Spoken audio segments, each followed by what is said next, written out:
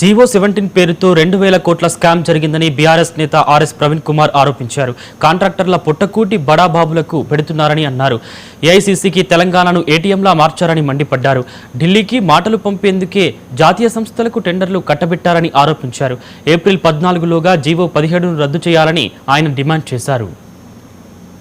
నోట్బుక్లు అయితే ఇప్పుడు వాటర్ మార్కుతో ఉండే నోట్బుక్లు అయితే అసలు తెలంగాణలో అసలు ఏ కంపెనీ కూడా చేయలేదు.